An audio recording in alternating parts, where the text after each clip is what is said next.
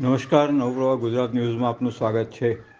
Dabhoi police મથકમાં 2019માં નોંધાયેલી સગીર વયની 2 યુવતીઓને ભગાડી જઈ ગોંધી રાખી દુષ્કર્મ ગુજારવાની ફરિયાદમાં Dabhoi additional district and session કોર્ટે 2 પૈકી એકને કસૂરવાર ઠેરવી 20 વર્ષની સજા તેમજ 33,000 રૂપિયાનો દંડનો હુકમ કર્યો છે, જ્યારે અન્ય એકને પુરાવાના અભાવે છોડી મૂકવાનો હુકમ કર્યો છે.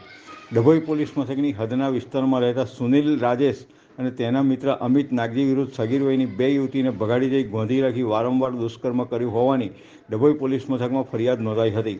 બંને સામેનો કેસ ડભોઈ એડિશનલ ડિસ્ટ્રિક્ટ કોર્ટમાં ચાલી જતા જજ એચ.જી. વાઘેલાએ સુનિલ રાજેશને 20 વર્ષની સજાને ₹33,000નો દંડ ફટકાર્યો હતો. કેસમાં સરકાર વતી એચ.બી. ચૌહાણે અસરકારક દલીલો કરી હતી, જ્યારે અન્ય અમિત નાગજીભાઈ સામે પૂરતા પુરાવો ન હોય નિર્દોષ ઠરાવી છોડી મૂકવાનો હુકમ કર્યો હતો. નવપ્રવાહ ગુજરાત ન્યૂઝ, પ્રદીપ બારોટ, ડભોઈ.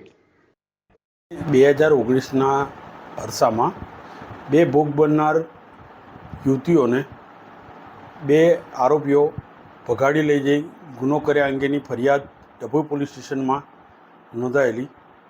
જે ફરિયાદવાળો કેસ મહેરબાન ડભોઈના એડિશનલ ડિસ્ટ્રિક્ટ એન્ડ સેશન જજ શ્રી એચ.જી. વાઘેલા સાહેબની કોર્ટમાં ચાલી જતા આરોપી સુનિલ રાજેશ નાઓને તકસીરવાન ઠરાવી ભોગ બનનારને ભગાડી જવા સંબંધે 3 વર્ષની કેદ તેમજ 3,000 દંડ તેમજ ગોંધી રાખવા સંબંધે 5 વર્ષની કેદ તેમજ 5,000 દંડ તેમજ સગીર યુવતી ઉપર અવારનવાર શારીરિક દુષ્કૃત્ય કરવા સંબંધે 20 વર્ષની કેદ તેમજ ₹25,000 દંડ તેમજ આરોપી અજીત નાગજી નાઓને પુરાવાના અભાવે શંકાનો લાભ આપી અને છોડી મૂકવાનો હુકમ કરેલ છે.